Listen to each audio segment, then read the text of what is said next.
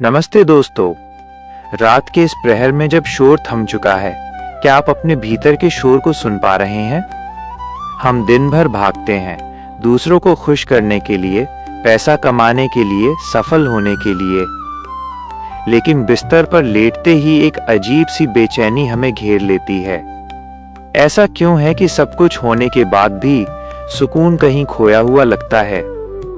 आज की ये कहानी सिर्फ एक कहानी नहीं है, बल्कि एक दर्पण है जिसमें आप खुद को देख पाएंगे। चलिए, एक गहरी सांस लीजिए, अपनी आंखों को आराम दीजिए और इस सफर पर मेरे साथ चलिए। बहुत समय पहले की बात है। एक बहुत शक्तिशाली राजा था। उसके पास धन, संपत्ति, रानियां और विशाल साम्राज्य था। लेकिन एक चीज उसके पास नहीं थी, नींद और शांति। वह रात भर जागता रहता। उसे डर लगता कि कहीं उसका साम्राज्य छिन न जाए या कोई उसे धोखा न दे दे। एक दिन उसने सुना कि नगर के बाहर जंगल में एक पहुंचे हुए फकीर आए हैं, जिनके पास जो भी जाता है उसका मन बर्फ की तरह ठंडा और शांत हो जाता है। राजा ने सोचा, अगर वो फकीर मुझे शांति दे दे तो मैं उन्हें अपना आधा राज्य दे दूंगा। अगले ही दिन राजा अपने तामझाम के साथ जंगल पहुंचा।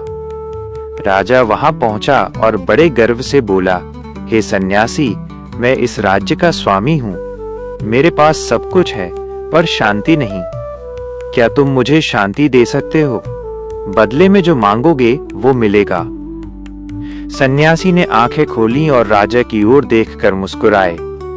उन्होंने कहा, राजन, शांति कोई वस्तु नहीं है जिसे मैं तुम्हें दान कर दूं, लेकिन हाँ, मैं तुम्हें रास्ता दिखा सकता हूं। पर मेरी एक शर्त है, तुम्हें अगले 3 दिन एक साधारण सेवक बनकर मेरी कुटिया में रहना होगा। न कोई सेना, न कोई आदेश, न कोई अहंकार। क्या तुम तैयार हो? राजा को बड़ा अजीब लगा, लेकिन सुकून की चाहत में उसने अपनी तलवार और मुकुट उतार दिया और फकीर के चरणों में बैठ गया। पहले दिन राजा का मन बहुत भटका। उसे गुस्सा आया, उसे अपना अपमान महसूस हुआ, लेकिन फकीर मौन रहे। दूसरे दिन राजा का शरीर थक गया और पहली बार उसे अपने महल के मखमली बिस्तर की याद नहीं आई, बल्कि उसे जमीन पर ही गहरी नींद आ गई। तीसरे दिन फकीर ने राजा को नदी के किनारे बुलाया और कहा, राजन, पानी में देखो, क्या दिख रहा है? राजा ने कहा, मेरी परछाई, पर पानी हिल रहा है इसलिए धुंधली है। फकीर ने कहा, अब थोड़ी देर ठहरो। जब पानी ठहर गया तो तस्वीर साफ हो गई।